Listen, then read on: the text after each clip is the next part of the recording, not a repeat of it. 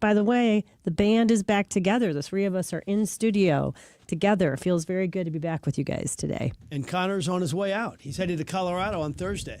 Correct? Wednesday afternoon, evening actually is when the flight Nice. is. So that's where I'll be going. And you're gone from Wednesday to Wednesday through Sunday. Nice. So flight back Sunday morning. And what is that weather like out there now in beautiful Colorado? They say it's actually pretty warm and it probably is, but it's like 30, 40. Right around there. Well, I'll take that. Yeah, dry that dry Colorado air with a bright sunny day out there on sunshine on your shoulders. I love it. Well, you want it to be a little cold. We're gonna go skiing for one of the days, so you gotta have some snow on the ground. I'm excited and jealous. I was supposed to be skiing this weekend. It did not work out. Are you jealous though because you didn't want to go because you were talking about how bad the snow was? Oh yeah, I am because I love skiing and I did not get to ski this year, so it'll be I'll be all ready to go next year when I get to go again. And it'll be 65 on Friday in St. Louis. I know. We are coming back up at 50-something today, and it feels good. Yes. I think everybody's ready for a little sunshine. It was horrendous, like Sunday and Monday. I mean, not that the temperatures were down like in the teens, but just that wind, and you didn't probably walk out much, but I was in it a lot. It was terrible. Yeah, I wasn't out in it nearly as much as you were, but it was, again, back to that assault on our senses. We're sort of like, once we've gotten to, especially this time of year, it's like we can see the light at the end of the tunnel. We just want to get to that point where the spring weather starts warming us up, and then I have to warn everybody, it's going to happen again. It does every year in March. We're going to have another cold snap, and it makes us all mad, but that's just how it goes, Yeah, in fact, when we were leaving the studio yesterday, we were gushing at like 10:45 at night how great it's going to be. And then our meteorologist, Lance, said, well, we're not through with the cold stuff. And yeah, I wouldn't want another like 10 inches and 10 degrees. Back when the kids were young, when we didn't have conflicts with their high school sports were, or their club sports at the time, we would try to get away for spring break. And it was always the $1 million question where we're going to go someplace a little warmer than St. Louis and try to, give ourselves that break or go out and ski a little bit. But I know a lot of St. Louis families are kind of gearing up and get ready for spring break. Did you guys used to do spring break? Yeah, we did for a stretch. There was like a week period in between seasons where we could all work it out. Yeah, that was good. So, all right, let's break quick, and because we got a lot to talk about in the opening dialogue, I'm excited about that. This is the Frank and Jill Show. If you'd like to be a part of the program, the Royal Banks of Missouri text line 84126, and you can watch us on YouTube. We'll be right back.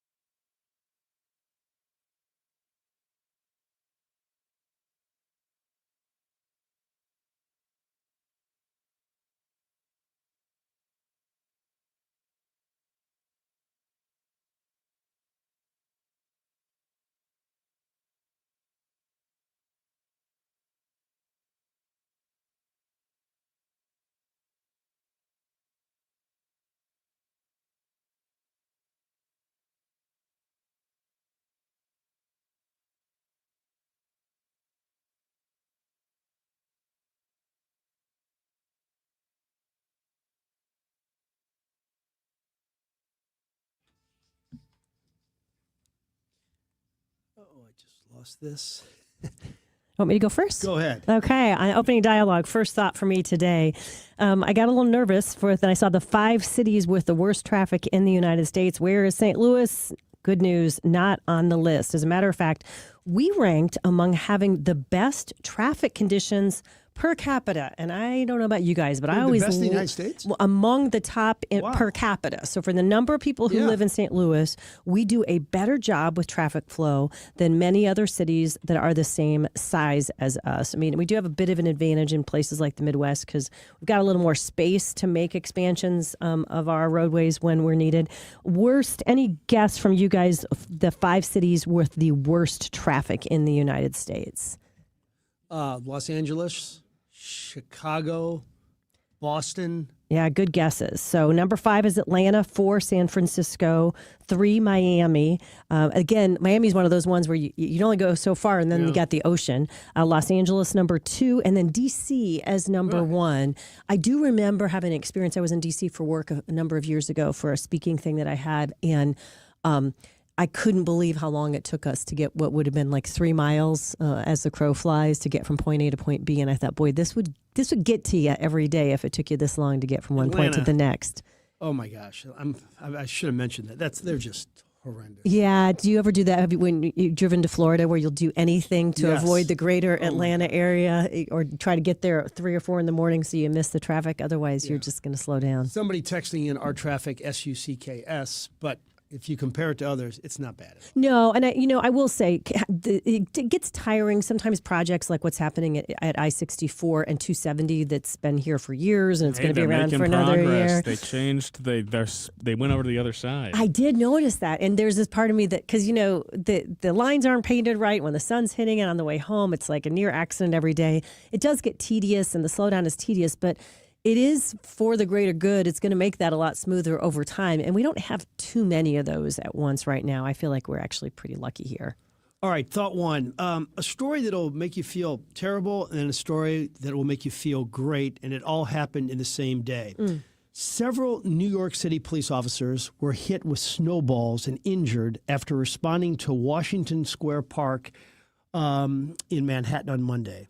Police say that officers responded to the park around 4 p.m. for a report of multiple individuals on top of a roof inside the park. So they were doing their job. They say the officers were then hit with snowballs, which caused injuries to the officers. Now, one report said it was a pre-planned snowball fight. Well, even if it's pre-planned and you see police officers, what are you doing? Right. Multiple officers were taken to the hospital with cuts on their faces. And the New York Police Department Commissioner Jessica Tisch took to social media on Monday, calling the behavior disgraceful and criminal. These people that try to protect us are now being hit with snowballs. Horrible. And then last night in Miami, the U.S. hockey team rolled into the 11 nightclub and led the club in singing the national anthem. It was phenomenal. I don't know if you've seen the video, but every one of those players singing at the top of their lungs. Then they played We Are the Champions. This is in a Miami nightclub. It's just another display of patriotism. And I'm thinking, too, that this team, Jill, it won't get to Miracle on Ice. And I don't know if it'll ever get to the Women's World Cup, the Brandi Chastain goal that electrified America. But this team, it's going to be remembered forever, and it will go down as one of our most patriotic displays ever. Yeah, and also it's a source of some controversy in the last 24 hours between which one of the hockey teams are going to the State of the Union and which one are not. And gosh, the men are going. I heard Jack Hughes this morning saying they're going. So, yeah, it'll continue. On the snowballs, they went to the hospital for some snowballs. Well, I don't know. What are you talking about? You don't think you could go to the hospital if you're hit by a snowball with ice in it? I don't know. We did snowball fights when we were kids. Frank, I'm sure Right, you did but as well. I don't think kids were going to the hospital. So we should rationalize this, right, Connor? That police No, officers I'm not getting hit with saying snowballs. that. I'm not I saying think that's that. what you're saying. No, it's not what I'm saying. I just think it what do was. so you think it's okay? I'm not saying it's okay. I just don't think it's like we need to make a like sweeping declaration like the police commissioner did that this is somehow a disgrace and where this Well, is. no, it is a disgrace whether they were injured or not because of the right. lack of respect for police officers. Okay. If they were throwing rocks and glass, I would understand that. If they were throwing snowballs and the police got hit by a few snowballs. Even if they were not seriously injured, that act of disrespect to police officers is unconscionable and it is wrong, and we need more police commissioners standing up for the police force. We need more Americans standing up for the police force. All right, go ahead.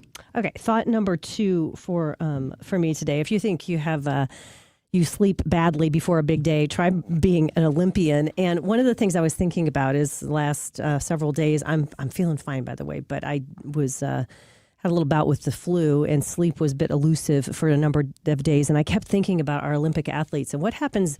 For me, I'm a sleep wimp. If I have a bad night's sleep and I've got a big day the next day, it really messes with my mind. And believe me, I'll use it for any excuse for why things aren't going well, when my mouth and my brain are not working together when I have a bad night's sleep. So I wondered, and there was a great article written by a sleep expert on how the Olympians are able to overcome sleep issues so that they could still perform at the top of their game while they were at the Olympics.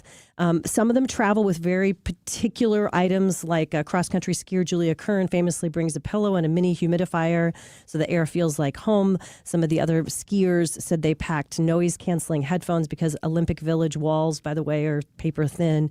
And a lot of them say they actually, one of the things that Olympic psychologists, sports psychologists do when they're working with athletes is train them how to run a brain screensaver in their mind when they're in their own bed, doing specialized breathing, inhaling for 4, exhaling for 4, inhaling for 4, to tell your nervous system that the race is over so you're not replaying what might go wrong or what might not go so well the next day. And they also remind us that according to the research, Olympic psychologists, I need to take this in, say one bad night is not going to wreck performance. Adrenaline, a few nights sleep can give you a bank to carry you through no matter what. So I thought that was some good advice. If the Olympians can... One bad night is not going to impact your performance enough that it should that you should just be able to say, I've had a bad night's sleep. As long as I've been sleeping okay up to this, I should be able to still perform and get out of your own head and in the way. You're better. I don't get as much sleep as I do, but so and John is that way too. He's better at just like, oh well, I didn't sleep well last night, and he just kind of moves on. Well, the interesting thing about sleep in athletes, not so much now, but so many athletes, there's like stories of Mickey Mantle just, being completely like hung over and coming to the plate and hitting a home run. Now, granted, he'd be a better player if he had 8 hours of sleep and had orange juice the night before. But those guys went at it hard, and they still performed. So it's amazing that 25-year-old body, how it can recover. All right, thought 2. I've said this before, I'll never move from St. Louis. I will not be one of those snowbirds. And I'm envious of those people sometimes who have the great homes and never have to feel the freeze that we often endure. They just leave like in November and they come back in April. Just my opinion, you only have one set of kids and grandkids. Why be away from them for half a year? Not judging, but I understand. But I understand the other side. I really do. However, after getting a single photo last night, I thought to myself, if I lived in that place where this photo's coming from, adios, kids. No, probably not. But Monique's sister sent a photo of her house in the Boston area. About 2 feet of snow. The power is out. They are sitting by a fireplace as we speak with no real hope of electricity coming on in the very near future. And this happens a whole lot up there. It seems like they go through this for, at least 2 times a year, maybe 3 times a year. And the photos of the snow up on their driveway is just insane. God bless the North End in Boston, all those Italian restaurants, but no freaking way I could ever live in Boston. So we have the maximum amount of snow you ever want to experience in your life. Don't you think they're a little better, though, at handling the snow than we are? I mean, I have a friend who lives in Buffalo, and they'll post pictures of like 3.5 feet of snow in the driveway, and then the next day they're out doing stuff just like always. I feel like they're a little more equipped than we are. Oh, I would say I agree with that. But, I mean, my sister-in-law and brother-in-law, they're not getting out. I mean, it's just crazy. Yeah. Do they mind it? Do they like the they snow? hate it. Yeah. I mean, it's Norwell. It's a small town, right outside of Boston. But gosh, I just couldn't imagine that. Yeah, spring break can't come soon enough for them. The pictures, do you know anybody in New York City? I have a few friends' kids that are living there and others. The pictures of the snowfall in New York City, the snowball incident notwithstanding, it is gorgeous, actually, just how pretty. Yeah. They don't get hit quite as often as Boston and some of the other cities along the eastern seaboard. So to see that much snow in New York and Central Park is quite picturesque. You know what didn't get it is D.C. Right. That's amazing, too. They're always a little warmer, but it seems to really have just kind of gone up and north from there, but definitely impacting a lot of people's travel, including here in St. Louis as well. Fun story out of Philadelphia in the almost miraculous finding lost things category. A lady near Philadelphia named Cindy Ware recently lost a diamond ring from her engagement ring, which is heartbreaking. And it was a big deal. It was a family heirloom, and it showed up in a very unexpected place. Believe it or not, her neighbor found it stuck in the tread of one of his water shoes while on vacation in Florida. Here's Cindy and her neighbor telling the story of how this all came out.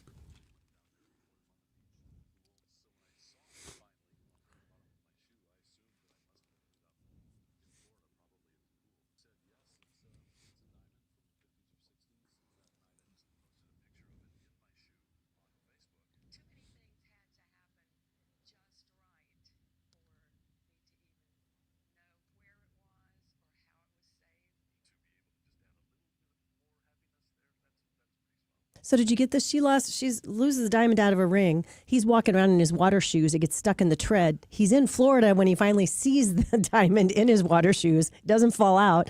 But because it's there, he posted, and she's like, that's my diamond that's been missing. They were able to confirm it because the jeweler that had looked at it could tell that it had the same flaws and it's the same size and it fit the ring exactly.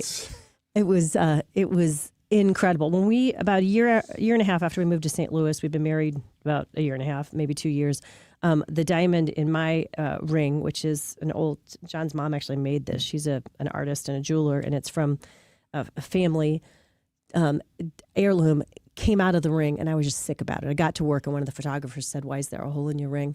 And vacuuming under a couch for spring cleaning a few months later, found the diamond in the vacuum cleaner. We cut open the bag from the vacuum cleaner and got it back, and was never happier in my life to take it to the jeweler and get it extra secured in there. It was no fun. Royal Banks of Missouri text line 84126. What's the longest you've had something valuable lost that was found again? I know we're going to hear some good stories because there's always good stories to be told about things like that. Okay, thought three, some quickies. The Blues did something great last night. Blues for Kids Casino Night to benefit Children's Hospital.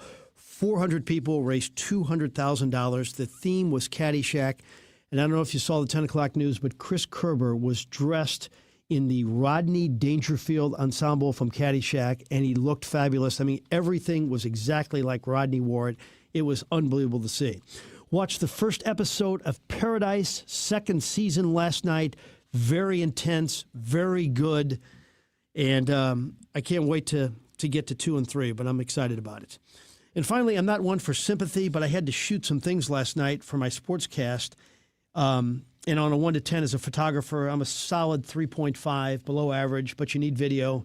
You got to fill a cast. And I bring this up because this guy comes up to me as I'm shooting a high school basketball game, and he sees me shooting, and he looks at me and he says, "You have to do this?"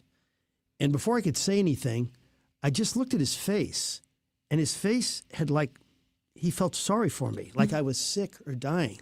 And he just said, "You have to do this?" I said, "I'm fine. We didn't have a photog. It's no big deal." And he just kind of walked away, shaking his head. I've had a lot of people react to me in many different ways, but sympathy was not one of them, and now it is. It's He felt sympathy. so bad. Sympathy is a nice feeling. Pity is what we don't want, and it sounds to me Yeah. like he was pitying you, which is never, It was bad. never fun to have somebody else. It's never helpful when we pity anyone else. It's not a helpful emotion. So I'm sorry that you had that. He looked at me experience. like I was like literally dying. It was unbelievable. Oh, good stuff. Hey, our friends at Altair Travel and Cruises know that whether it's this latest cold snap that's just sent you over the edge, or this seeing all the pictures of the snow out east and thinking, I want the opposite of that. Send me someplace warm, make it balmy, make their poolside drinks need to be included. Whatever is sparking that idea that you are ready to get the heck out of Dodge, our friends at Altair Travel and Cruises are here to help.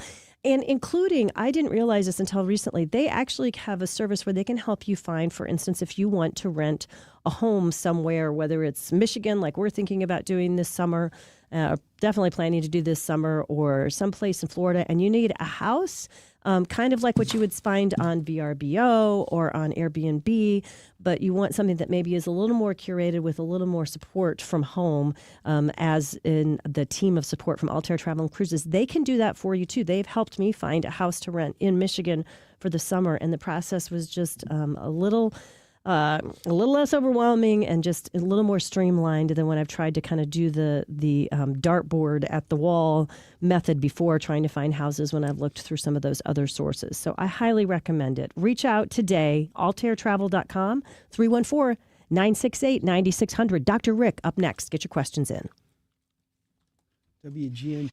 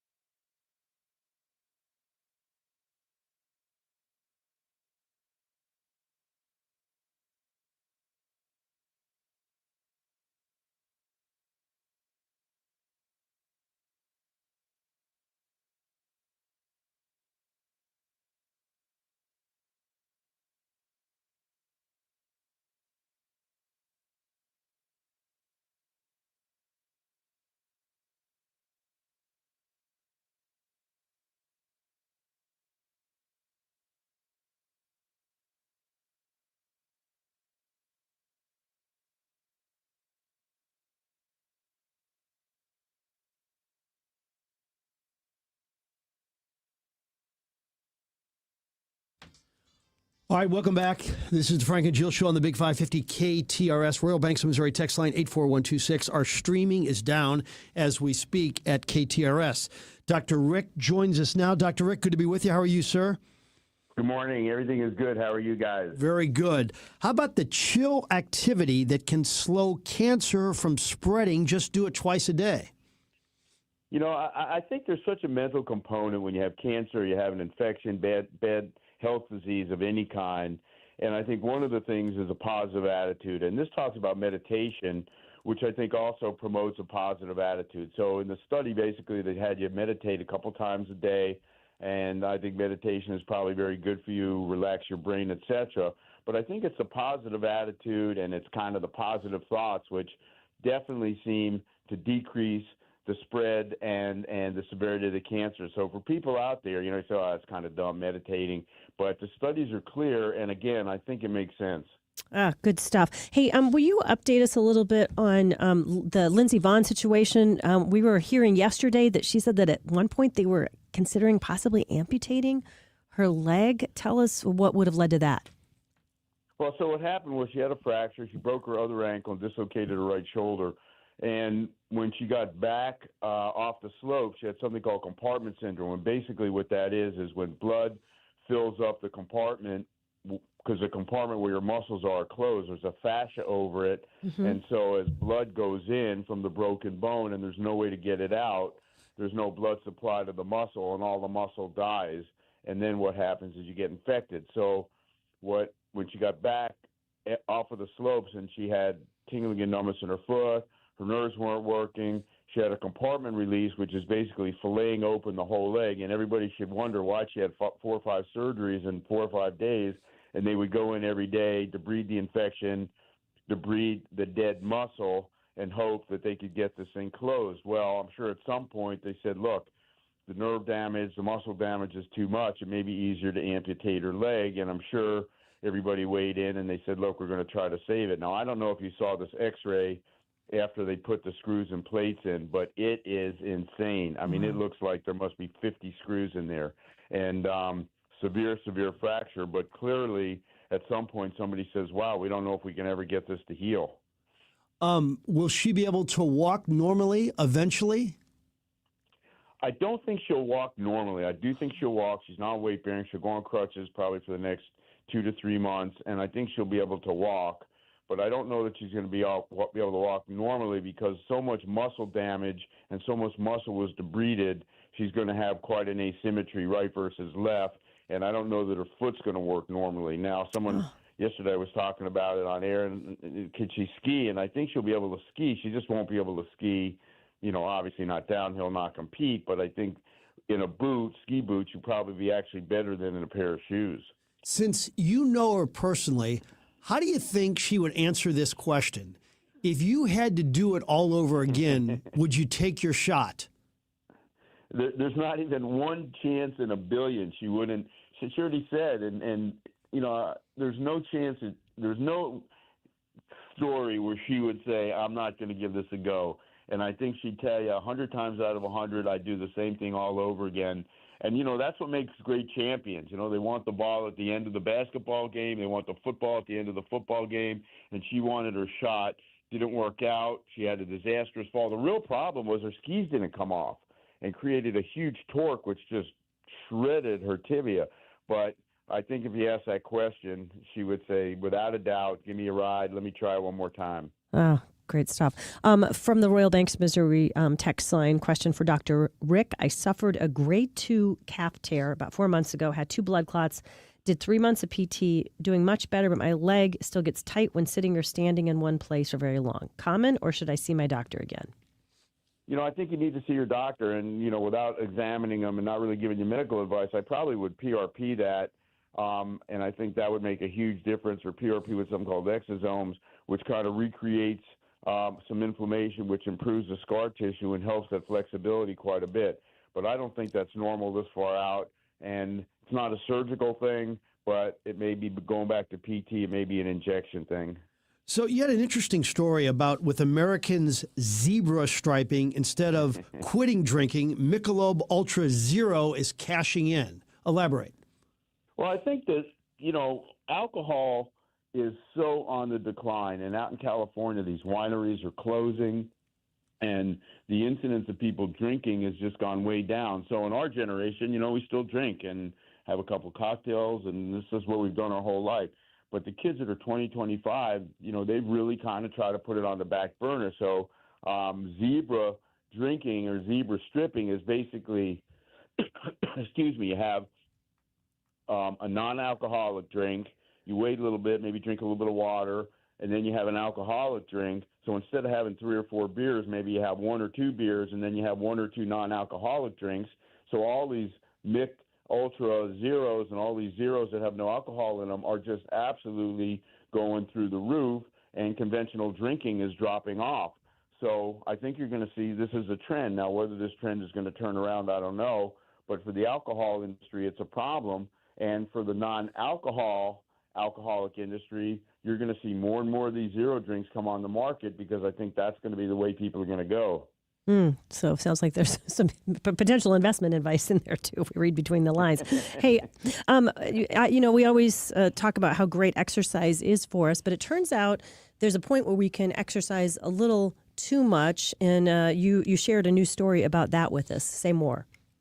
Well, this study is important because it talked about ultramarathoners, and it said you get blood fragility and you get increased inflammation because the stress breaks down the ability of the blood vessels and the blood itself to survive. So when people ultramarathon, they lose flexibility in the blood vessels, flexibility in the little cells. They get increased inflammation, they get more damage, and we don't know if you can recover.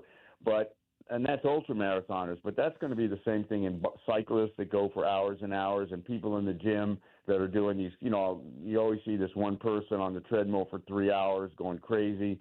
So I think exercise is great. I think everybody should exercise 3, 4 times, 5 times a week. I think you do your hour and 10 minutes. That's what the science tells us at the most, maybe some lifting weights, maybe some cardio. But I think like anything, drinking, anything, going crazy and just working out is just going to cause more and more breakdown. And I've got a lot of patients in my practice who've been triathletes, who've been ultramarathoners, and I'll tell you, at 45, they look awful. And I think this study just tells you exercise, just like everything, should be done in moderation. And what is we've heard specific minute totals that you should do in terms of working out per week. What would be the one for you, Dr. Rick? Well, I try to lift 40 minutes 3-4 days a week, and I try to do cardio every day, and I do 30 to 45 minutes of cardio on average. So, I'm probably doing 250 minutes a week, something like that. And then one day a week, I try to do an hour of zone 2, which is so boring. I just want to kill myself because you're not really going very hard, but you're not stopping either. So zone 2 for an hour, not only is it boring, it's hard. But I think everybody should do a couple of zone 2 workouts. What is that? So I was stealing my show here. So what that is you take your age.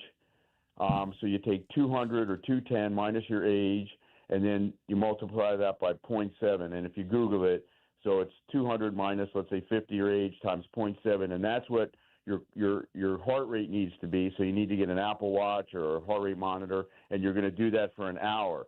And that's going to seem very, very slow to you. It's going to, it's not going to seem like you're really getting crazy, but you're going to have no variation. So the other way to go is intervals, right? So you pump as hard as you can for 3 or 4 minutes, then you rest for 2 minutes, but the rest drops your heart rate way down. But if you keep your heart rate right at 110, 115 for an hour, that's zone 2. Yeah, it's kind of slow and steady, and that the more and more research keeps telling us that that's kind of where we want to be over time. So that's why people will do the rucking or walking, just get the heart rate up a little bit, but not into that really high zone. Correct? Right, and that's a very, very healthy thing to do. So you want to get your heart rate. You don't want to just stroll, but whether it's interval walking or you're walking at a brisk pace. And you really do need to monitor your heart rate. So if you get your heart rate up to 110, maybe you're walking some hills, and you do that for an hour, that's very, very healthy. And that is a lot more interesting than when I'm on my indoor bike, just looking at nothing the whole time and listening to the same old music, it's really very tedious and boring. So I think for people out there walking, or maybe even getting on a true bicycle and getting, around Creve Coeur Lake or something where it's a little more interesting is better. But that's the number one thing to increase your longevity is zone 2 training. We can solve your problem, Dr. Rick. All you have to do is go back to KTRS.com. And because I know you're performing surgeries and saving lives, you can't listen to the whole show. Just go back and listen to all the Frank and Jill shows. It'll make your time just fly by. You'll be completely entertained and informed, and it'll really help you get more excited about that Zone 2 training. I'm going to do that. All right, Dr. Rick, good stuff. We'll talk next week. Thank you, sir. You guys take care. Okay, those of you that set your calendar on Saturdays to listen to Capital Advisory Group's Jeff Zufall and our own Josh Gilbert from the Heidi Glaus Show on the great show they do every weekend, Keep What's Yours. Time change, it's going to be at 5 p.m. because of Mizzou basketball this weekend, so make that note. And in the meantime, why don't you go ahead and set up that appointment with Jeff and his team at Capital Advisory Group. We're getting to the point where it's really trying to get serious about tax time, to get all of the receipts collected, all the information collected. And instead of going back to the same old maybe bookkeeper who just kind of uses the software program and runs you through the motions, why not have somebody take a deep dive into your returns to make sure that you are not overpaying on your taxes, you're taking advantage of all the incredible changes that have happened in the last year that are so confusing, even for the tax professionals. They're having a hard time keeping up, but not Jeff Zufall. He's so on top of it, he's actually written a new book on the new tax code. That's how well he knows it frontwards and backwards. Isn't that somebody you want on your team, helping to decide what's the best move for you and your financial future? Capital Advisory, grp.com, 636-394-5524.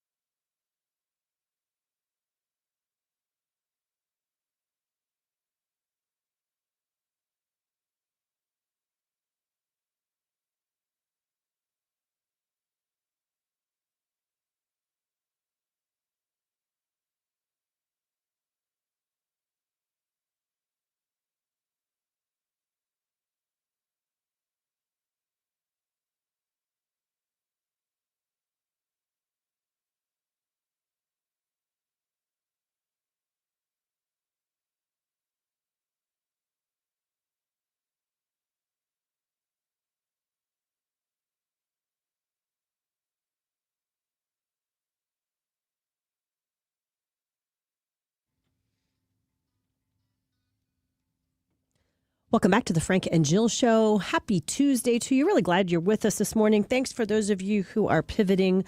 We know we're having some technical issues on the app today. Things are being worked on and corrected furiously as we speak. I know a lot of you have joined us on YouTube because the app has been giving you fits this morning, and we do certainly apologize. It's one of those just technical glitch issues under no one's control, but thankfully we have the experts in correcting the problem as we speak, and we should have it back working hopefully in very short order for you. So someone did a study about how couples met from 1930 to 2024.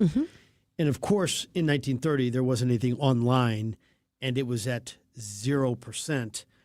And friends was number one, family was number two, bar restaurant was three, coworkers, school. That's how it was evolving from like 30s, 40s, 50s, 60s, 70s, 80s, 90s. And it's this flowing chart, and it changes every year. And when we get to 2024, it's amazing because online, how couples met is now up to 60%. Wow. Yeah. Second is friends, then coworkers, restaurant, bars, families only 4.5%, school 3.3%, church 2%.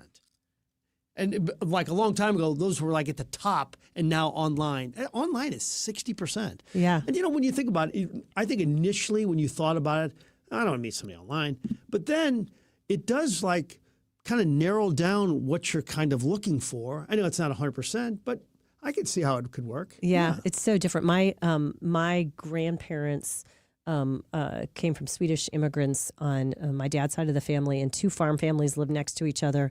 And my grandma and grandpa married each other, and then two of their siblings married the other siblings on the neighboring farm, right? It was just a totally different way. So my dad had double cousins because, it was just like, let's meet somebody and we'll look next door to the neighboring farm for sure. John and I met each other in college at Drake, and both of our kids have met their spouses and prospective spouses during college.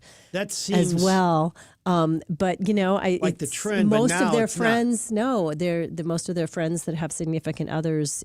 They've met online, occasionally through a coworker or a friend of a friend, but most of them, I would say, have met online, and I'm grateful that pipeline exists so that people can meet meaningful other people. So there's a theory, and I don't know if I agree with it completely, that Christians marry earlier because they found the person, A, and they want to have sexual relations earlier. So they get married because they do not want to violate the laws of the Bible. Okay? Well, it's a very broad term, especially people who are way of practicing. They tend to get married younger.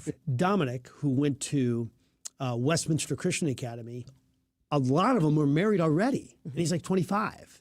So I don't know if that's the case specifically with those parties, but it is interesting. But he's so far he's not walking down the aisle anytime soon. He knows you want him to date so badly, he just kind of like my wife is, and his standard response is, "You're on a need to know basis, Mom, and you don't need to know." So that's how he handles that. Eating habits. Although we'll get a little information from Brooke once in a while. Yeah. All right, let's take a short time out. If you'd like to be a part of the program, Royal Banks of Missouri, text line 84126. And we're not online, but we are on YouTube. You can watch us there. When we come back, Success St. Louis style with Terry Schnook.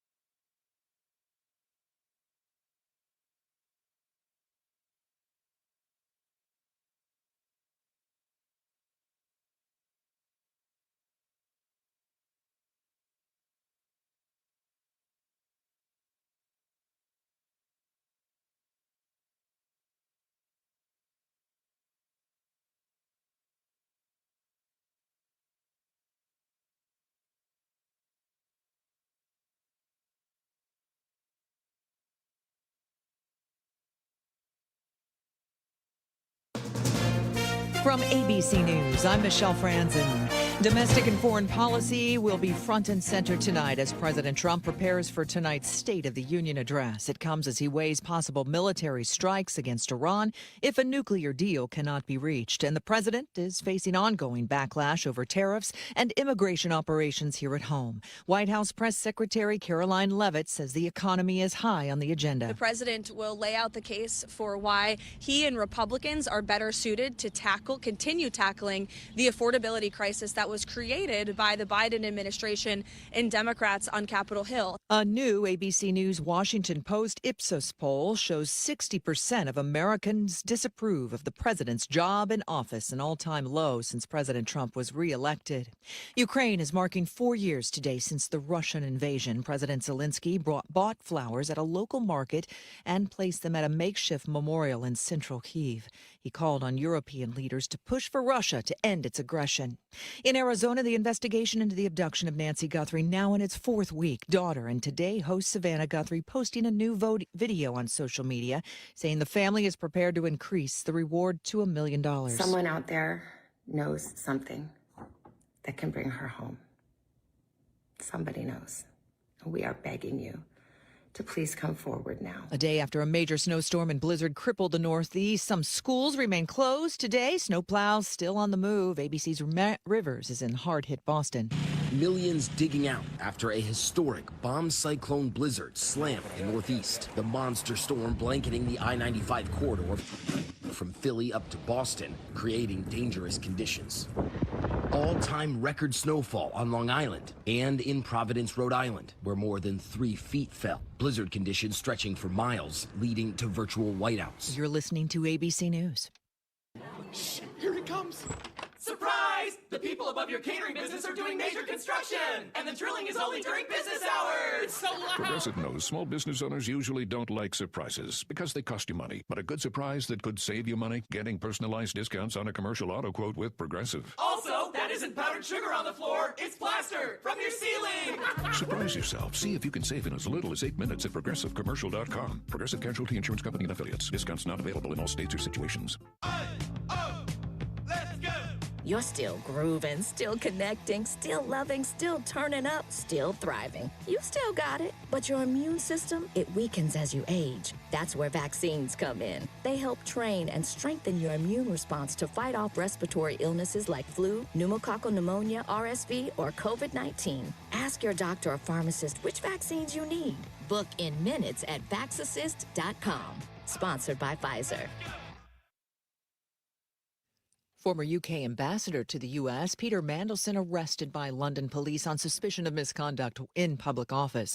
He's also facing mounting criticism of his relationship with the late sex offender Jeffrey Epstein. Police did not name Mandelson, but says he is seen on video being escorted from his home. ABC News chief international correspondent James Longman spoke to the Start Here podcast. When he was a business secretary under the previous Labour government, Peter Mandelson is alleged to have sent sensitive market information to Jeffrey Epstein, and the allegation is that that was for financial gain. That is why he looks like he's been arrested. Mandelson is not facing allegations of sexual misconduct, and he has denied any wrongdoing. Emergency workers in Texas preparing for the new wildfire season, and they're looking to artificial intelligence to help. The Travis County Fire Department in Central Texas is the first in the nation to put the machine learning tool to use. A map of the area is loaded in. And then we plug in the current weather or predicted weather to run the simulation. Chief Ken Bailey says the result is immediate. Where we see the red is where our larger fires would occur. Identifying potential hot spots before they appear, allowing for fire mitigation programs and early warnings to residents. Jim Ryan, ABC News. After a 4-week strike, more than 30,000 nurses and other frontline Kaiser Permanente healthcare workers in California and Hawaii are back at work. Michelle Franzen, ABC News. Offer not valid in all states or where prohibited by law. Loans are subject to lender approval. See website for details. Honey, our credit card bill came and it's higher than last month. How? We haven't charged anything. Paying the minimum isn't enough. It will keep getting higher until we take control. We need to go to 47fastcash.com. With our bad credit? 47fastcash.com can help any credit type get approved for up to $5,000 in minutes. Take control and get the money you need at 47fastcash.com. 47fastcash.com. 38 degrees at 11:05 with KTRS News. I'm Steve Potter. A bill that would require Missourians to work in order to get Medicaid coverage is passed by the Missouri House. The measure calls for Medicaid recipients in Missouri to work or volunteer 80 hours per month or be enrolled in a university or trade program. The proposed amendment is modeled after federal Medicaid work requirements. An overnight fire is to blame for causing significant damage to a strip mall in the Metro East. Firefighters were called to a fire at Wilshire Village Strip Mall on Berkshire Boulevard in East Alton at around 3 o'clock this morning. The cause of the fire remains under investigation. The Special School District of St. Louis is being accused of violating federal disability law. The U.S. Justice Department says a 21-month investigation found that the district routinely used seclusion and restraint practices on disabled students, violating Title II of the Americans with Disabilities Act. The department said restraint and seclusion is only allowed under Missouri law in rare emergencies where the individual poses a safety threat. The SSD says it's taking the report seriously and is committed to ensuring student safety, learning, and dignity. The University of Missouri St. Louis has launched a new geospatial workforce development pilot program. The initiative, through UMSL's Geospatial Collaborative, is designed to accelerate education, training, and research in geospatial science and technology throughout the St. Louis region. And St. Louis County Executive Sam Page has issued a 30-day pause on negotiations for a new temporary county headquarters. This KTRS Business Minute is brought to you by Walter Knoll Florist, the place for all your floral needs. Place your order anytime at WKF.com. A historic former nightclub in St. Louis is facing demolition. The city's Land Reutilization Authority is seeking approval to demolish the long-vacant Club Imperial building in North St. Louis, citing structural deterioration and high stabilization costs. Now the markets, brought to you by JBL Financial. Tune into Straight Talk and Retirement Saturday mornings from 9 to 11. The Dow is up 351 points at 49,155. NASDAQ up 225 at 22,849. And the S&P 500 up 44 at 6,882. In sports, the Cardinals rallied to beat the Marlins in baseball in spring training 5-4 at Roger Dean Stadium. Top prospect J.J. Weatherholt got on base twice with 2 walks on the day. And in basketball, Mizzou plays Tennessee. Pre-game coverage on KTRS begins this evening at 7 o'clock. Mostly cloudy skies forecast for today and tonight. An afternoon high today of 57, an overnight low around 37, then partly sunny tomorrow with a high near 54. At 8 minutes past 11 o'clock, we have cloudy skies, 38 degrees at the Gold Tower at Westport. Steve Potter, KTRS News, the talk of St. Louis. And now it's time for Success St. Louis Style, brought to you by the St. Louis Chess Club, building champions in the classroom and the community. Online at stlouischessclub.org. Welcome back to the Frank and Jill Show, the second hour. I've been so excited for this interview. Terry Schnook, a 5-time Tony Award-winning Broadway and off-Broadway producer, over 30 Broadway and off-Broadway productions. You're going to recognize so many of these names. The renewal of The Wiz, Shucked, Plaza Suite, which starred Matthew Broderick and Sarah Jessica Parker, heard of him, Beetlejuice, The Prom, Bandstand. Also a principal at Creative Consulting Partners, done so much for a theater in St. Louis as well, on the Muni board, chair there, former chair of the St. Louis Shakespeare Festival. Terry Schnook, take us back to 2002. You're in the family grocery business, and you say, I'm actually destined for Broadway here. Walk us through what happened and what that transition was like for you. Well, a couple of years before that, I had gotten involved with the Muni again after a long period of time where theater was not much of my life. Life happens, kids happen, and all that. And so I wasn't very involved. And then I started going to the Muni again, and it really ignited a spark. I really think that the Muni, I went to the Muni religiously every show when I was a kid. I still sit in the same seats that my parents had. And it reignited that spark, and I just said, I've got to do something about this. At the age of 50. Well, I wasn't 50 yet, but I was in my late 40s, and I decided, okay, when I turned 50, I think it would be a good time to shift gears, change careers. I didn't have anything in my pocket. I didn't know what I was going to do, but I had put together a long list, almost a legal-sized sheet of paper of different projects I could do, which ran the gamut from bringing more cabaret to St. Louis, opening up a performing arts middle school, doing Broadway cruises, streaming show tunes on the radio. And producing was in there somewhere, but back then I didn't even know what producing was. And so I made the decision that I was going to do this when I turned 50, and it was interesting because we have these monthly meetings with my brothers and my cousin, and they're combination business/family meetings. And it was January of that year of 22, and I started off the meeting saying, "Well, I've got something I've got to tell all you guys about," and then I because it was such an important thing to me, I couldn't get it out. Mm-hmm. And one of my brothers said, "You aren't sick, are you?" I said, No, it's nothing like that. And I finally told them that I was going to leave the business and,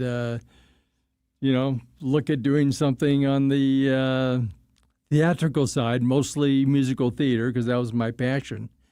And they were shocked initially, but after a while, they thought they made perfect sense. And my wife, Sally was perfect when I told her about it.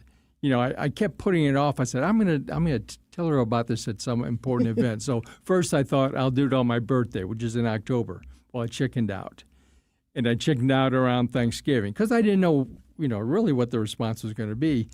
And then finally, between Christmas and New Year's, we're sitting in a family room around a fire, and I said, "Well, I want to talk to you about something I've been thinking about for a long time." And she said, "You're leaving the family business." A woman's intuition. And I said, "Yes."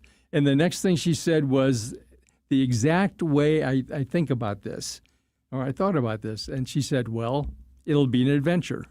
Mm. And that's exactly what it is. Perfect way to frame it, isn't it? I didn't know where the road was going to lead, but I knew it was going to lead in interesting directions, and I've gotten involved in so many things, even outside of the theater, that I never would have gotten involved in had I not taken that fork in the road. So it's one thing to have a spark and to go to the Muni as a young man, but your background is law and business. You went to SLU Law. When did you know, I'm not just getting into this, I'm actually good at this? When was the first indicator that I have some talent here? That realization actually did come to me because my first thing that I thought about doing was streaming show tunes. And so I wrote like 3 or 4 one-hour radio shows using show tunes, but they each one had a different theme. And after I did that, I said, "Hey, I can do this. I know there's at least something I can do, and I can do this." So that was kind of the realization when I thought, okay, now I got to figure out a plan and what I'm going to do. Yeah, so you didn't have to wait until you got the first Tony Award, which is, by the way, the best of the best on Broadway. I mean, there's a lot of people who make a pivot in their career and they do something interesting, but they don't get to the pinnacle of the pivot as you have done. Walk us through that first Tony Award that you won. What was that like for you emotionally? What was going through your mind? Well, a Tony Award is not something you can really plan for. You can't really set it for a goal. It's one of those cherry on the top it's of the ice cream. Of how many actors and people in the theater business their whole lives. Right, because there's so many things that are outside of your control. You don't know what other shows are going to be in any season or how the critics are going to review you or what have you. So I was fortunate to get involved. And the show that I won the Tony for was Spring Awakening, which was a fabulous show. It was a show that about some kids that are in high school in Germany back in the 1890s. And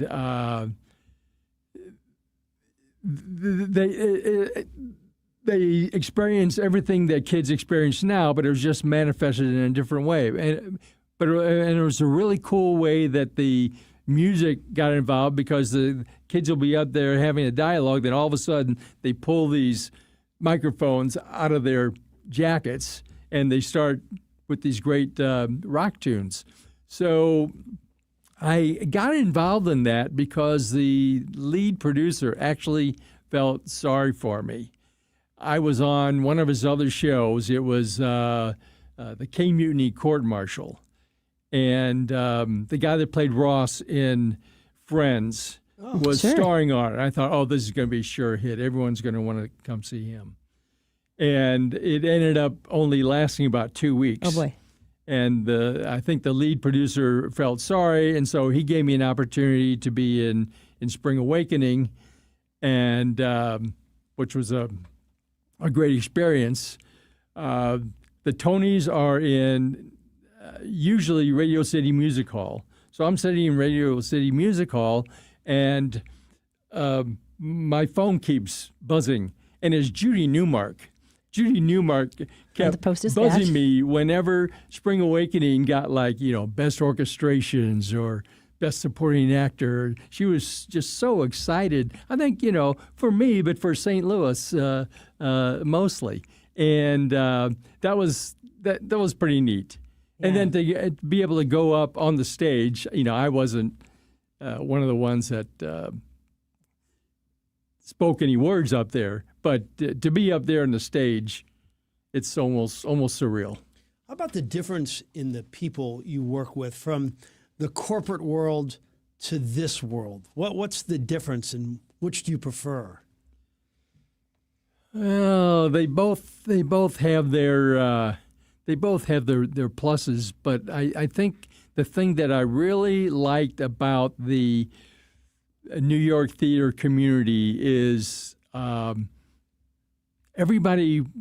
It's two things. Everyone welcomes you in, because they want to see the industry survive. So I never had any problem with anybody answering the phone or opening a door, because I only knew 2 or 3 St. Louis connected people up there when I was thinking about this. And so everyone wants to see you succeed. That's one great thing. The other thing is it's such a collaborative community. Mm-hmm. I will never forget the first time that I sat in on a production meeting for a musical. And that's a meeting where every one of the theater departments, all the creatives, the costumes, the lighting, sound, set, everyone, has a voice as to how things are going. And there was never a time when you heard, we can't do that. Mm.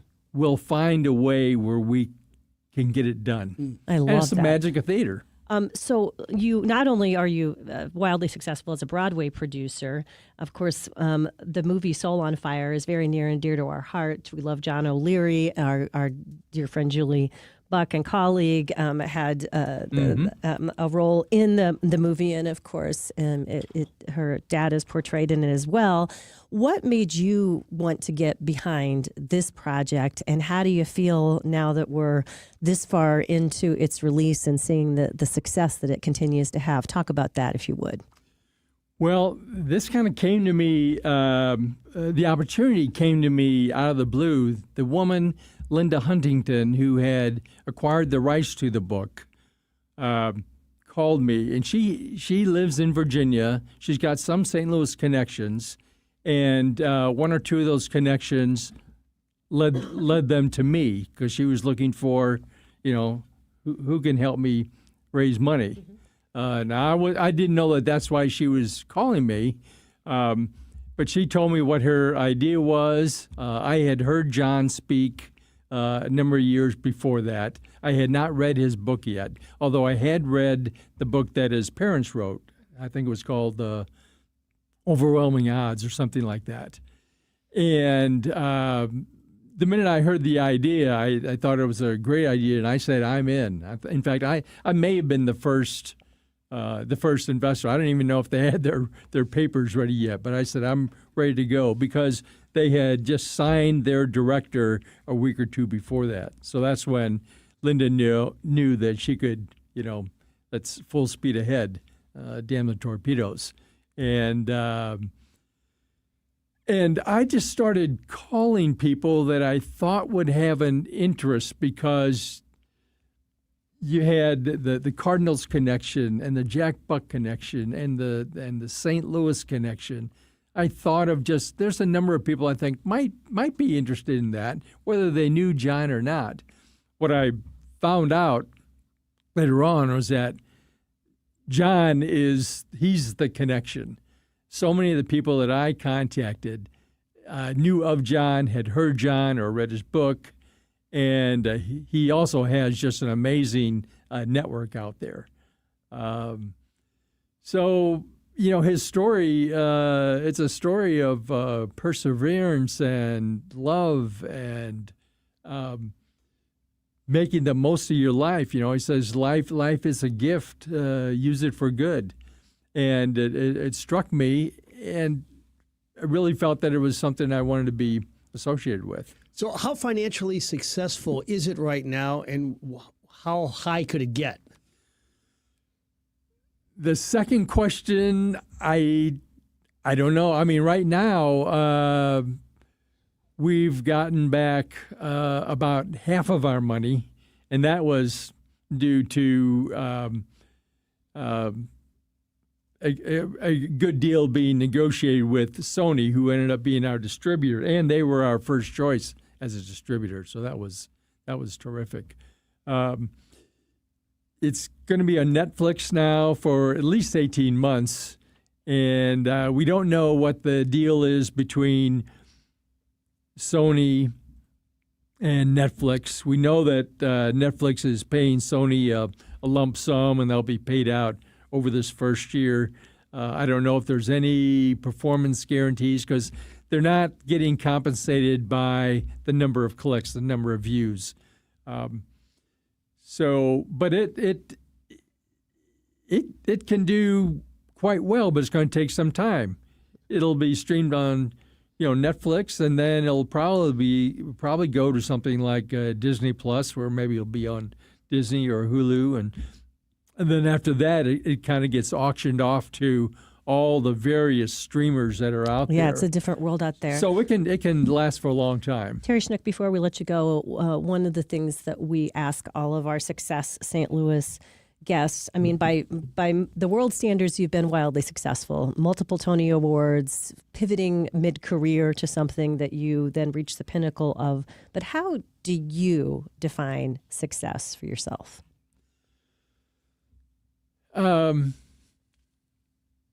I define success for myself for being happy with what I'm doing, getting a great sense of self-satisfaction. I can look at my Broadway career and say there are shows that have been very financially successful, and I'm proud of those.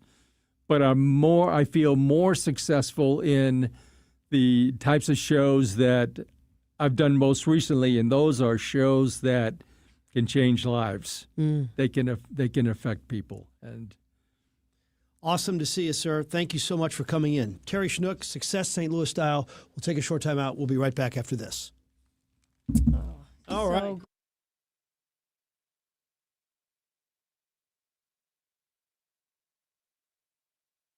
To the classroom and the community. Online at stlouischessclub.org.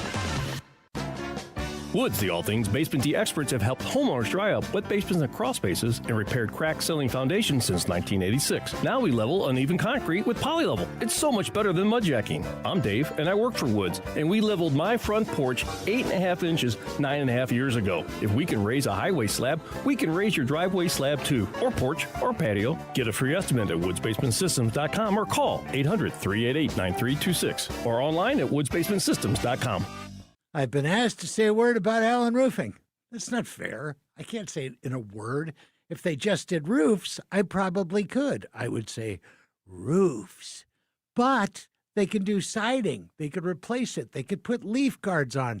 They could reattach it like they had to do for me, where my gutter kind of came away from the house. Siding issues, they carry James Hardy, the very best. They can fix that too. Basically, if it's something you could see from the outside of your home or your office, they can fix it, improve it, or replace it. Look, it's probably the biggest investment you're ever going to make. Protect it. Absolutely. And nobody does it better than Allen Roofing. Check out all the reviews online. Everybody else seems to know. I shouldn't have to tell you these things. For all of your roofing needs and so much more, Allen Roofing. Find them online at aroofing.net. Scott, remember when the Queen of Carpet and the Princess of Pile were flying around the arch selling flooring? Andrea, that was the Queen of Carpet and the Princess of Tile. Oh, that's right. But we don't need shtick here at Best Buy Flooring. That's right, because our in-stock selection of carpet, carpet tile, sheet vinyl, laminate, hardwood, luxury vinyl plank, and luxury vinyl tile are already at low, low prices. Come see us at our 3 area locations, North County, South County, and Metro East. Open 7 days a week. Plus, free financing on approved credit. Best flooring, best selection, Best Buy Flooring. Brown & Brown Attorneys at Law want to remind you that February is Heart Health Month. Getting hurt on the job or in a car wreck is not for the faint of heart. Call now for a free consultation. 314-333-3333. The choice of a lawyer is an important decision and should not be based solely upon advertisements. Hey, it's Heidi, and if the new year means a new look for your home, look no further than Dalco Home Remodeling. Let me just tell you, customers could not be happier. If you're looking for new windows, Dalco Home Remodeling has you covered. If you're looking for a new door, they can custom make you a front door. They can do French doors, they can do sliding doors, and they can stain it or paint it to whatever you have going on or whatever new color you want to add. Let me just tell you about some of the happy clients. You've got Alex, who said, I had Dalco replace several windows and doors on one of my properties, did a top quality job for me, would definitely recommend. And he's just one of many. You know, Dalco Home Remodeling has been around for more than 50 years. They are family owned and family operated. So if you're ready to get your dream project underway, go to DalcoHomeRemodeling.com. You can also give them a call at 314-298-7300.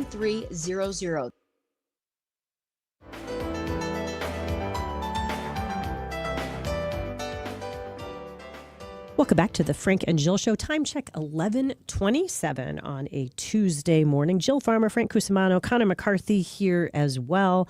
Song of the day. I talking to Terry Schnook and looking at his incredible list of Broadway shows that he produced, wild success with. There were so many to choose from, but it took me back to my childhood and a song I loved from the musical The Wiz, and it was Ease On Down the Road by Michael Jackson and Diana Ross.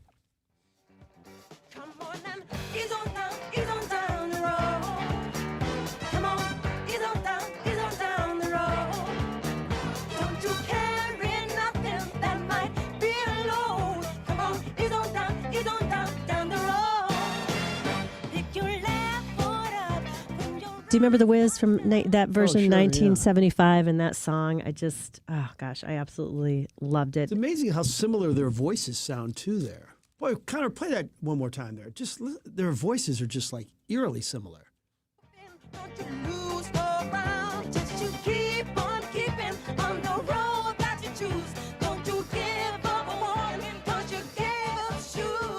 You're right. Yeah. Can't even tell the difference. Yeah, I had not thought about that in the past, but it was fun to, it's always fun to go back to those things in our mind.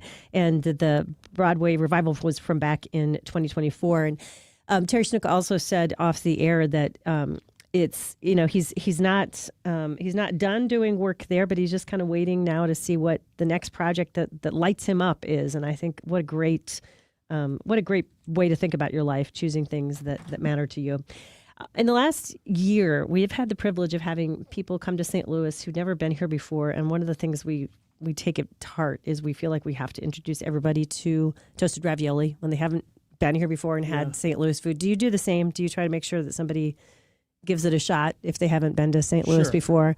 Gooey butter cake too, but for some reason, toasted ravioli, I really feel a lot of ownership around. I do kind of feel like the toasted rav has spread a little bit farther out. I think than you're right. Just the borders of St. Louis, right? But I don't know the extent of it. Yes, I don't don't know if you can either. get it in, like, Seattle. I did have it.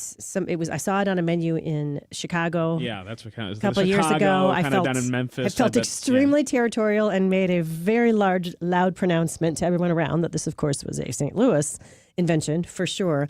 But it reminded me of Guy Fieri and the first time he had toasted ravioli.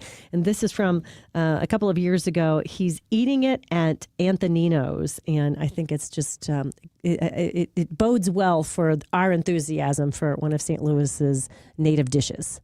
A nice bite to it, a lot of flavor. What I like about the marinara, San Marzano, a ton of basil, a little bit of sweetness. It works together with the ravioli incredibly well. Yeah, thank you. And look at the amount of filling that goes inside of this. Good, old school. Sir. Oh, whoa. I said that's ridiculous. He's always fun, but especially the times when he comes to St. Louis, it just always has us beaming with pride, I think. And it leads, of course, to the question where the best toasted rav is in St. Louis. I think I would go Trattoria Marsala and Stevie Komarak. That's way up there. Did we have them in? Did they bring some? They have not been on this show yet. We've had a couple of... had a few of the claimants for the earliest.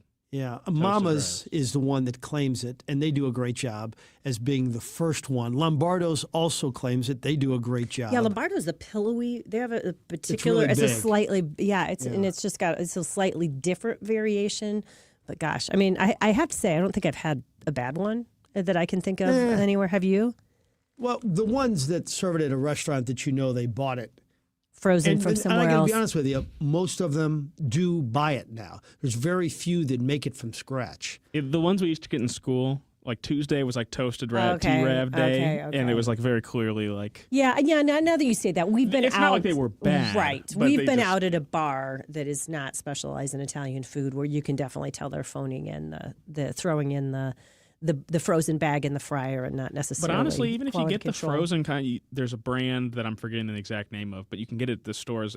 Pop it in the air fryer, and they're pretty good. It's not like it's bad. It's essentially fried meat and dough. It can only be so bad. Good point. Charlie Gito's is another one on the Hill that I think does a great job with it. But I think you'd have a tough time beating Trattoria Marsala. Now, what's the Cyberg Steakhouse? Twisted Tree. They actually do a toasted rav where they put brisket in it.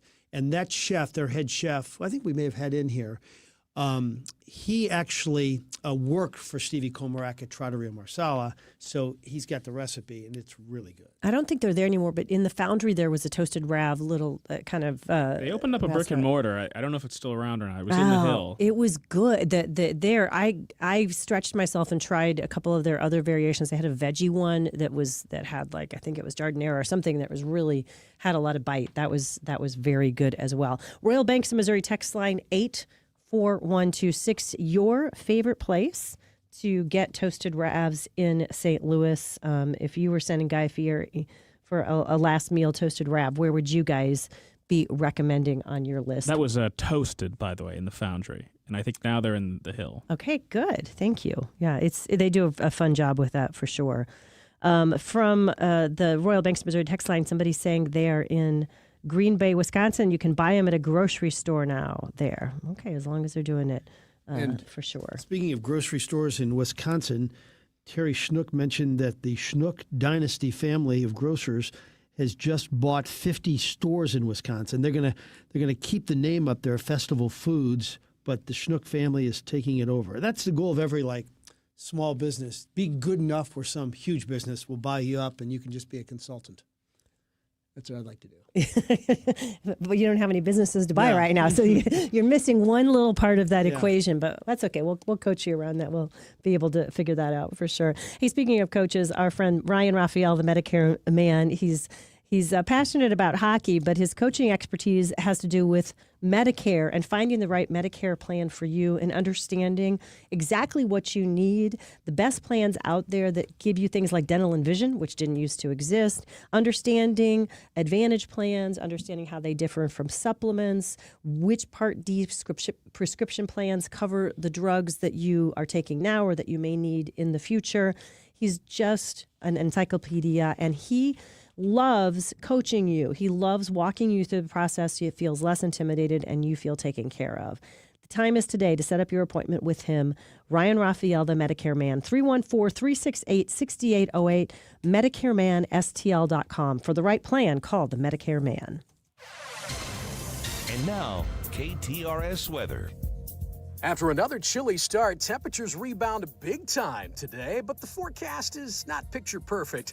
Up to 56 this afternoon. That's a full 25 degrees warmer than yesterday, but skies going to be mostly cloudy. Winds will be gusty. A south wind at 15 to 20, gusting at times as high as 35 miles per hour. Mostly cloudy and dry tonight, the low at 36, and then Wednesday looks partly cloudy and mild, up to about 53 tomorrow afternoon before scattered showers move through Wednesday night into Thursday morning. From the First Alert 4 Weather Center, I'm meteorologist Matt Chambers for the Big 550, KTRS. Worldwide, Technology Raceway is the only track in America to host a NASCAR event, an IndyCar event, and an NHRA event. The Raceway features a full schedule on their drag strip, oval track, and Gateway Kartplex. For full schedule and ticket info, go online to www.raceway.com. The track, under the leadership of owner Curtis Francois, continues to upgrade the race experience for fans who come from around the country. For tickets, go to www.raceway.com. That's www.raceway.com. Everyone's talking about these weight loss drugs, and it's a good thing we've got Dr. Joe Molesky with us, a St. Louis native and board-certified primary care physician. Dr. Joe, it can get very confusing, but the one thing we need to know is GLP-1, right? That's the magic cure. The magic cure is these weight loss shots. They're injected once weekly. They're not like the old medications that you've seen 20, 30 years ago. These medications actually work. They're injected once weekly, and patients see within the first 90 days 10 to 15 pounds down. It simply works, and that's why I recommend it to all of my patients. You simply go online, book an appointment, you fill out a health questionnaire form, you get an appointment on our schedule. It's all telemedicine based. It's all done from your home, and then you meet with me or one of my nurse practitioners, and then after the 10, 15-minute consult, the medication is delivered right to your door discreetly, and you get started right now on your weight loss journey. And you want to start to lose weight? None better than to call stlmedweightloss.com and ask Dr. Joe. stlmedweightloss.com. Hey, it's Heidi, and I've only sold 2 houses, but I know how stressful it can be. I also know the team at Lauren Risley Realty makes the entire process as easy as possible. I watched Lauren work with friends and my parents, and I can say she is top-notch. She doesn't just know the market, she knows what to look for in a home, and that includes red flags. And through all of it, she is calm, cool, and kind. So if you're in the market to buy or sell a home, or if you just have a question, call Lauren Risley Realty, 314-775-0684, or go to LaurenRisleyRealty.com. You know, over the years, Lordo's has become part of the family for many, many St. Louis families. For 80 years, they've been helping St. Louis families with all of the jewelry needs, whether it's the diamond ring, a diamond ring, maybe something for St. Patrick's Day, something for an anniversary, Valentine's Day. Throughout the years and throughout the calendar, it's Lordo's as your go-to. Whether it's men or women, you want to repurpose something or buy something new, Lordo's Diamonds in the heart of Ladue on Clayton Road. You see, it's a family business. The family's been running it for years, and they learned it from their father, who learned it from their father. And so that family jeweler, it's where generations of St. Louisans go. Grandparents have gone there. Your grandkids will go there. Right there in Ladue on Clayton Road, across the street from a Norman Rockwell-esque firehouse, is Lordo's Diamonds. Go in, make a friend, and make them your family jeweler, because you can thank me later. 314-432-8008 or online, lordosdiamonds.com. Since 1974, Mazza's has been a local family-owned restaurant known for delicious Italian food the whole family can enjoy. Visit Mazza's St. Charles for daily lunch specials and bottomless mimosas during Sunday brunch, and book their banquet room for your party or private event. Mazza's is proud to support the Backstoppers on KTRS. Call 636-925-2961 or visit mazzasofcourse.com and click on St. Charles for more information. Serving the St. Louis metro area since 1974 at 5 area locations. Choose Mazza's, of course. The Bommarito Automotive Group is Missouri's #1 automotive group. They've sold over 1 million vehicles by giving you a better price, a better selection, and more for your trade. You can shop them online anytime at bommarito.com.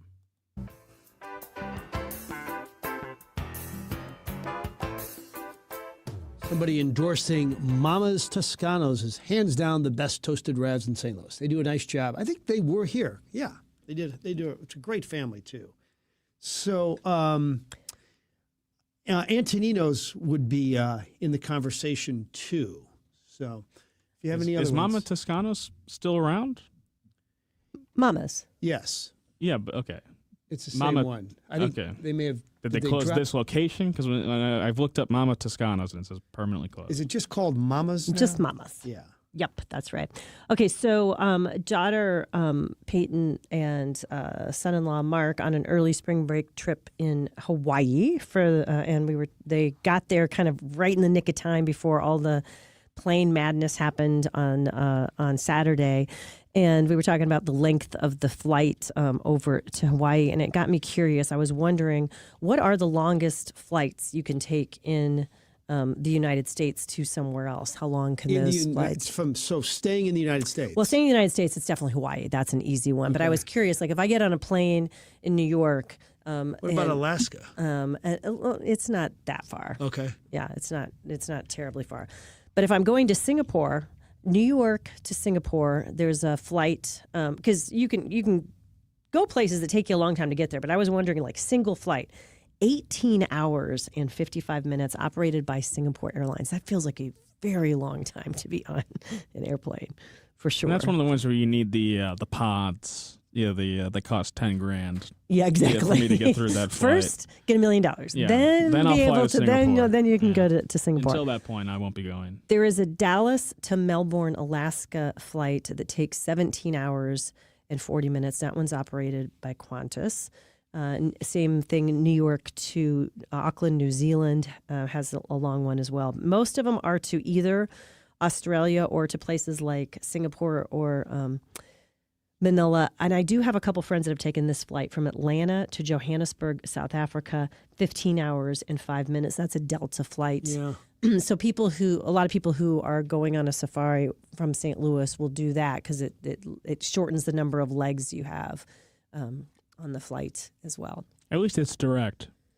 Yeah, I was going to say, I mean, there is you're not something to be stopping. said for that, I guess, because there is the whole idea of landing and what would be on your body clock in the middle of the night. And then you got a 3-hour or 4-hour layover in, Europe somewhere on some of those long Is trips. it worse to go 18 hours in one flight or like 9 hours somewhere, then you get off, then you got another plane, and then another 10? I don't know. It feels like it's just bad either way. Yeah, it's the price of admission. If you want to do some of that really interesting international travel, that's the price of admission that you pay. Yeah, I wonder for our text line, what's the limit on driving now for you? Like, for me at this stage, I could probably go 8. I mean, I was doing 8 to Alabama to watch Don play baseball, but that's about as far. Anything past 8 is rough. I used to think that going to Des Moines, which is 5.5, Brooks Golf, that was about as far, but I think I'd do 8. That's like with you driving, or could you be in the car?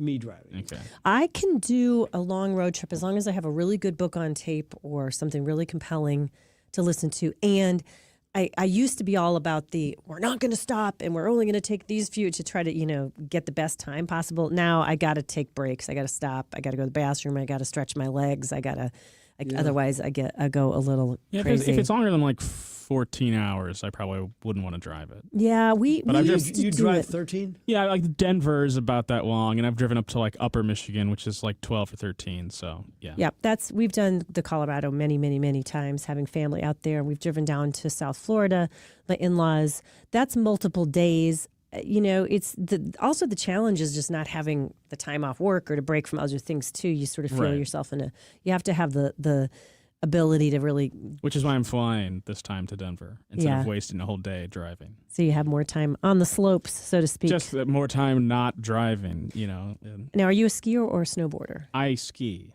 Yeah. And did you feel like you got some tips from watching the Olympics? Do you feel like you're going to really get your... No, I don't think they were not even close to the same league. We barely even do the same thing, I would say. They're Yeah, I mean, so it's good. not when I put skis on. What I'm doing is not even in the same stratosphere as what we saw those Olympians doing, especially in the downhill racing aspect. So we were talking about Trattoria Marsala and Steve Komarak. We have booked him for the following Thursday for our weekly special, and I think that they have, if you were to narrow it down to like the 10 most popular entrees in St. Louis at an elegant restaurant, their lobster risotto is probably it's got to be in the top 5. And he is a food genius, so he'll join us next One of the Thursday. most delicious things I've ever put in my mouth is their polenta fries, where they take them and kind of like make them, and then they would have this like balsamic reduction gravy. Weirdly, we didn't have 2 cents to rub together way back when they first opened. But one of John's, I can't remember if he was in law school or if it was right after.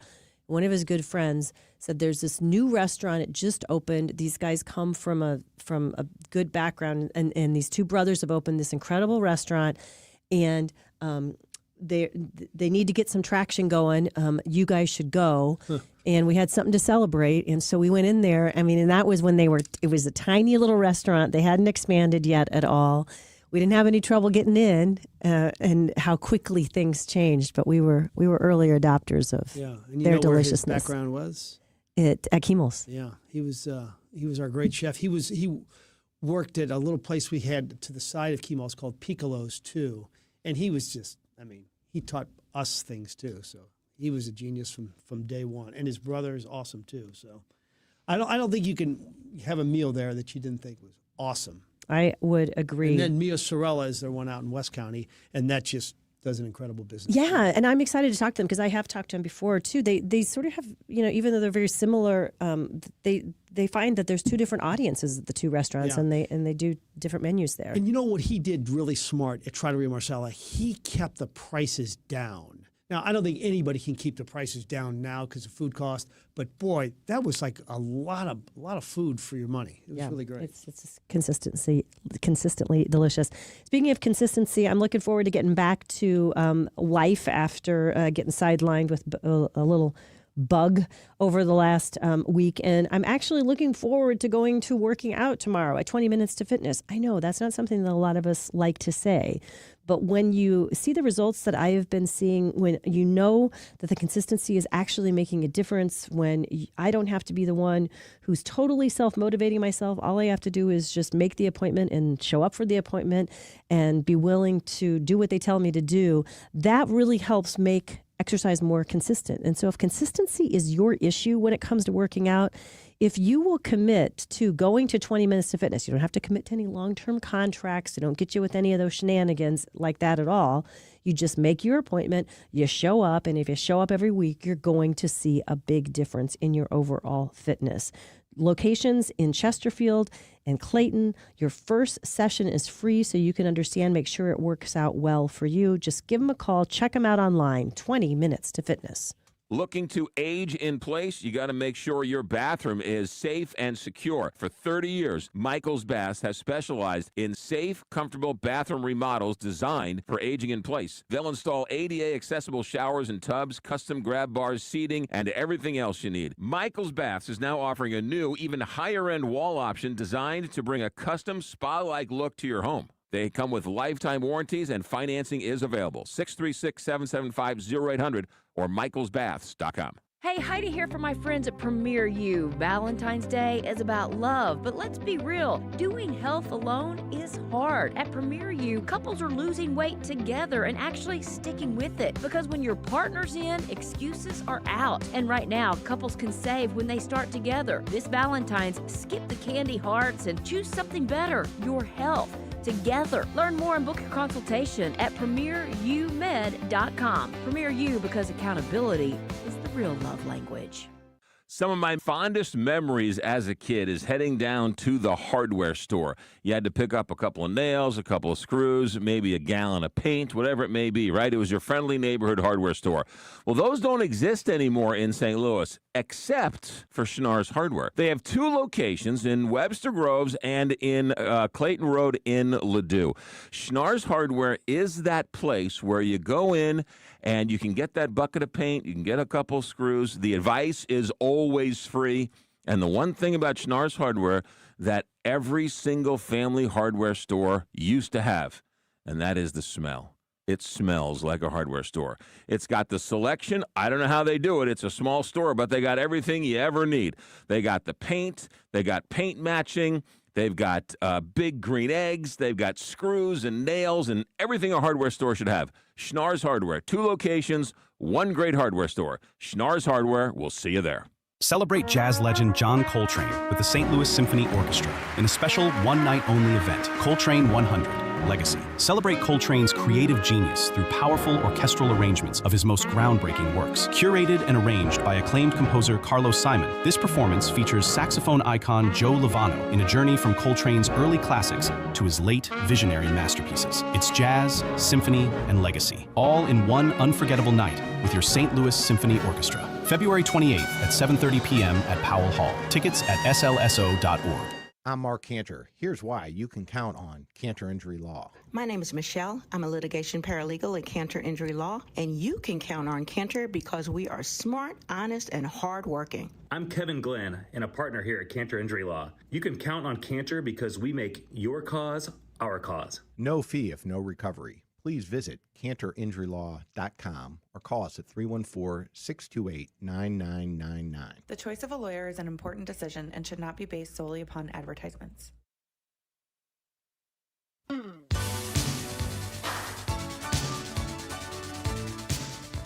Welcome back. This is the Frank and Jill Show on the Big 550 KTRS.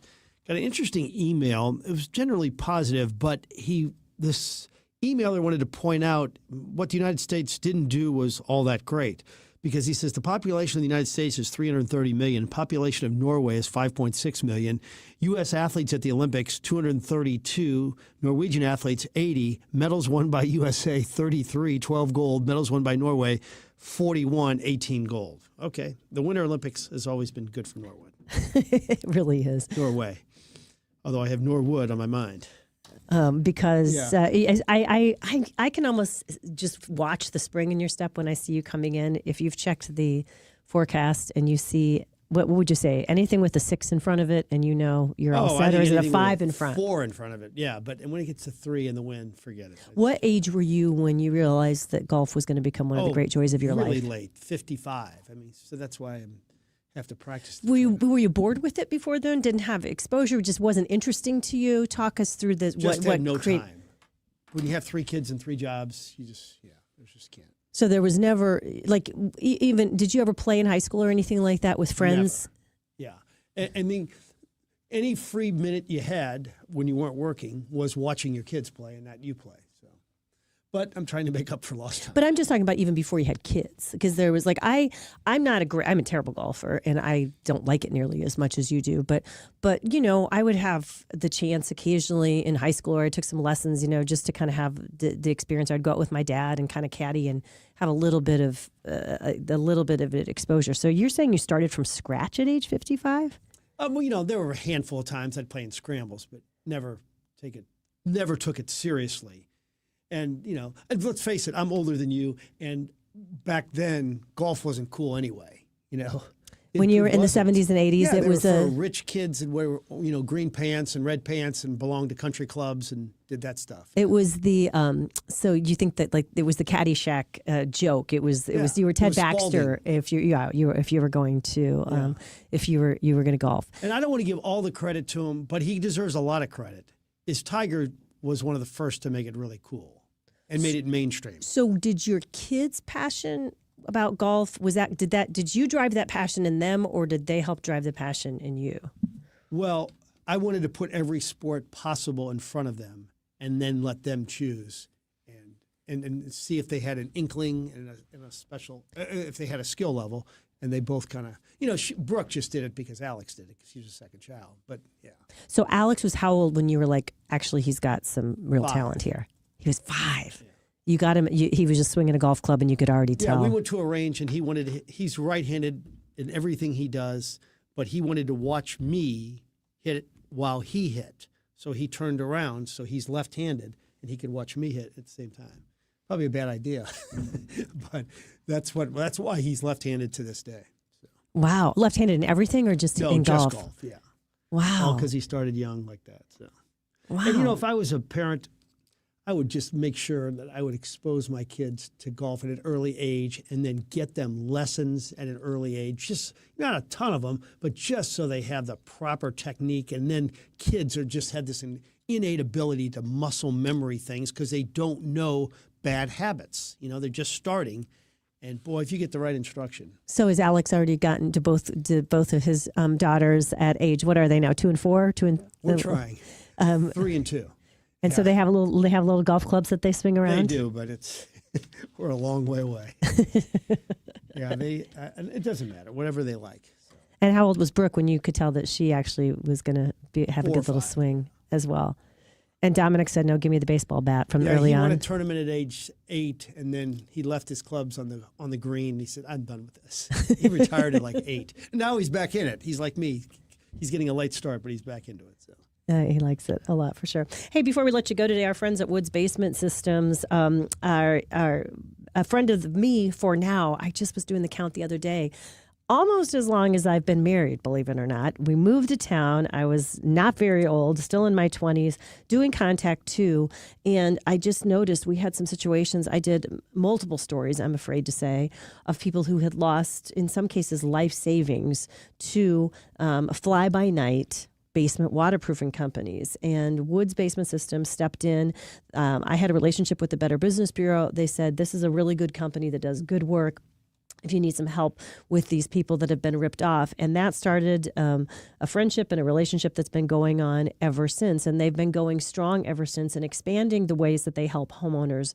They started out as a small family-run business, and now they're a large family-run business because of the success that they had with basement waterproofing and helping so many homeowners. And one of the great things about Woods Basement Systems is a lot of times people will hire them while they're living in one house to solve one problem. Then they move to another house somewhere else in the St. Louis region, and they say, guess what? I've got another issue I need you to help me out with. That was certainly my case. Woods Basement Systems helped me out with some garage waterproofing I needed in one home. And then in the next home, they helped me cut an egress window out so we could have space in our basement and have a safe way for people who were staying there to get out. They've done so many things through the years, and we really appreciate them.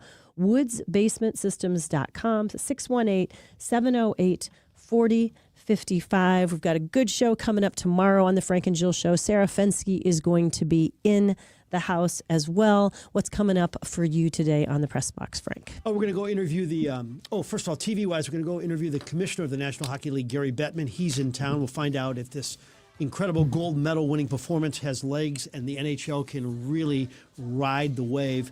And then on the Press Box, great show. Dennis Gates, the head coach of the Missouri Basketball Tigers, is going to join us. That game is on at 8 o'clock on KTRS. And we're going to speak with Phil Martelli, a legendary college basketball coach from St. Joe's. His 2 kids coach at VCU, and he was in town on Friday to watch VCU get beat by SLU and Howard Balzer.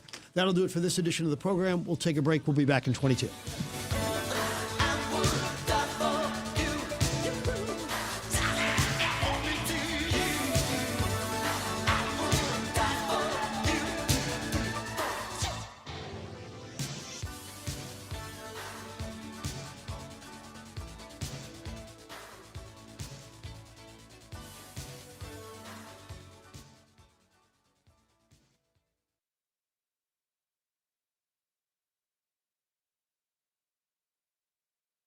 Hey, it's Julie Buck for our friends at Triad Bank. They are a full-service financial institution, and they've been in St. Louis for over 20 years with 2 locations, one at Clayton and Lindbergh, and the other one just west of 270 on Olive.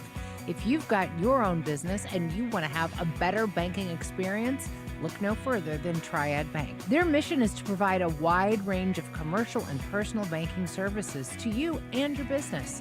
For more, go to triadbanking.com.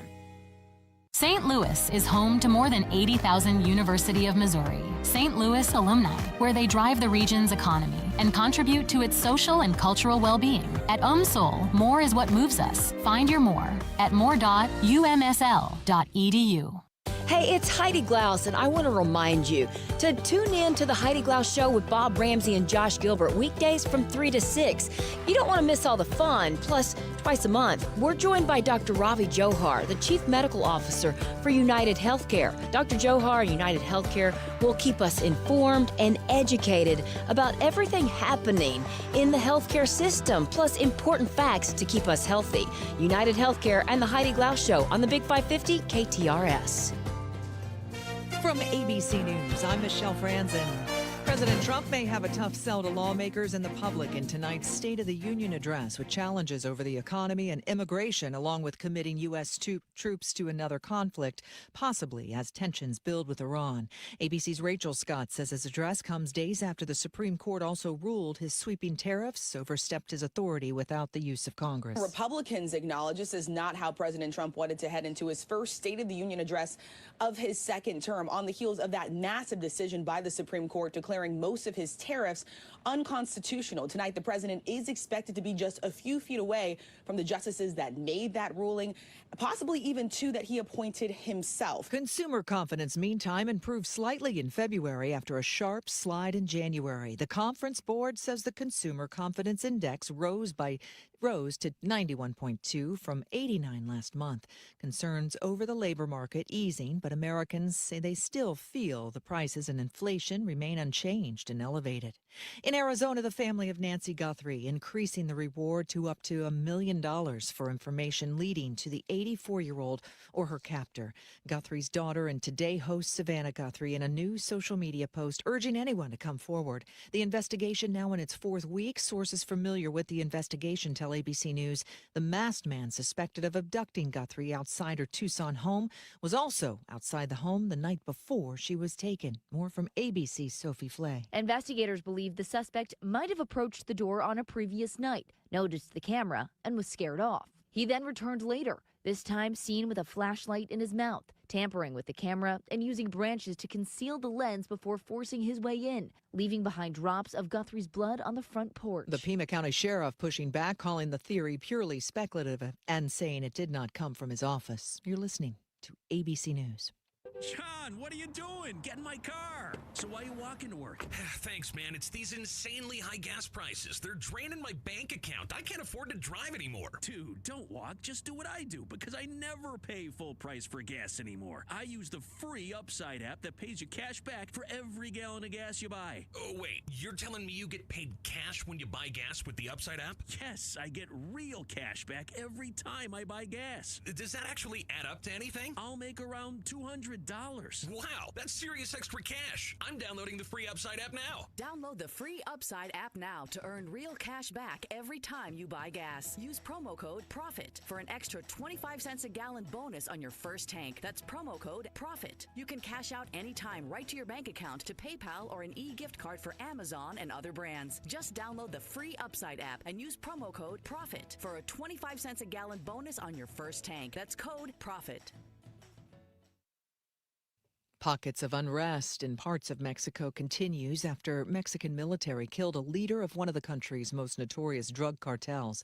The operation led to dozens of other cartel members killed, along with Mexican military members during fights, some of them right out in the streets. Americans vacationing in key tourist destinations are also trying to get out. ABC's Wick Johnson has more. Criminal groups responding with mass vandalism and violence. The State Department urging U.S. citizens across several Mexican states to continue sheltering in place this morning from Tijuana to Puerto Vallarta. Mexico's military received complimentary intelligence from the U.S. in where to locate that top drug leader.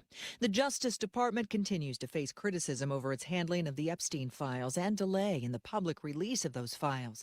And fallout continues in Britain over the Epstein documents. In Britain, the House of Commons approving the release of papers related to the former Prince Andrew's appointment as a trade envoy. On Tuesday, criticism of the royals that had once been off limits in Parliament seem to come gushing out aloud now because Andrew is no longer a royal. One government minister called him a rude, arrogant, and entitled man. Another said the royal family itself has been sheltered from scrutiny for too long. The House of Commons voting in favor of releasing paperwork showing what led to Andrew's appointment as trade envoy, some even calling for the release of royal family communications, which under British law are exempt from public scrutiny. ABC's Sherry Preston reporting. I'm Michelle Franzen, ABC News.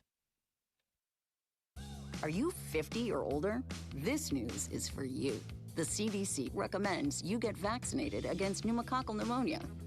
Even if you're healthy, your age puts you at risk. People 50 or older are over 6 times more likely to be hospitalized with pneumococcal pneumonia compared to adults 18 to 49. Just one shot can help protect you. Learn more and schedule at vaxassist.com. That's VAXassist.com. Sponsored by Pfizer.